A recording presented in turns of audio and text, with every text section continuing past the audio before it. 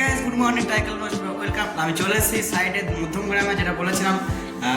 যাই হোক, মেন বিষয় হলো মধ্যমগ্রামে আজকে আমি একাই এসেছি, যেহেতু এখানে মার্বেলের কাজ হবে। গ্রানাইট যেটাকে বলা হয়, কিচেনে যেটা গ্রানাইট লাগাবে, যেহেতু কিচেনে আমার কাজ করেছিলাম, ওখানে ভেঙে চুড়ে আবার গ্রানাইট লাগাবো এখানটায়। আর ওখানে মিস্ত্রি আসবে, যেহেতু এখানকার পার্টির বাবার কেউ অসুস্থ মনে হয়, তার জন্য সে আসতে পারবে না।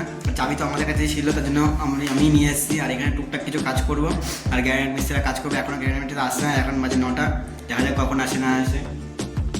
আর এখন যে টুকটাক কাজে করবো, ভিতরে যে আশপাশ আছে এই ওয়ার্ডগুলো, ওগুলি দেবো। আর দেখি কখন আসে। আর আজকে আমি মেন বিষয় ঘুম ধরতে লেট হয়ে গেছে, আর লেট হয়নি।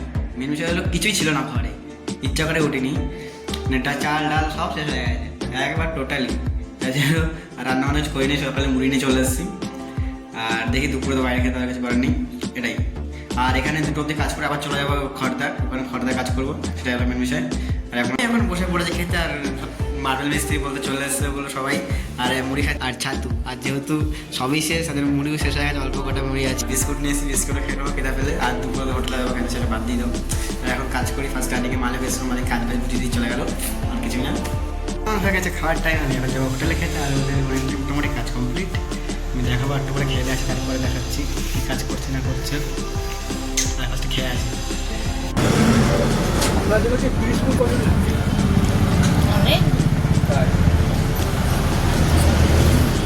আমার একটা দাদা বিয়ে করছিল আমার ফ্রি মামা বিয়ে করছে মিস্ত্রি। আমাদের বলা কমপ্লিট, আমার রেস্ট নেওয়া কমপ্লিট হয়ে গেছে। আর দেখাচ্ছি যে মিস্ত্রিরা কী কাজ করে গেছে। কিচেনে আবার এগুলো এটা পড়ে গেছে, সকালে এত ধুলো উঠছিল কিছু বলার নেই, এটাও পড়ে গেছে, প্রচুর ধুলো উঠাচ্ছিল। বাইরের একটা আছে যেটা বেসিং, যেটা এই যে এখানে একটা আছে, আর এগুলোই করছিল। আর মালিক বলেছে যে ওই খড়দার সাইডে কাজ করতে যেতে। এখানে তো যেহেতু এদের জন্যই এসেছিলাম আমি, যেহেতু এরা কাজ করছিল, আর এদের কাজ পুরোই কমপ্লিট। আর আমি খড়দা চলে যাবো, খড়দাকে তারপরে খড়দাকে কাজ করবো, দেখি কী কাজ করা যায় না যায়।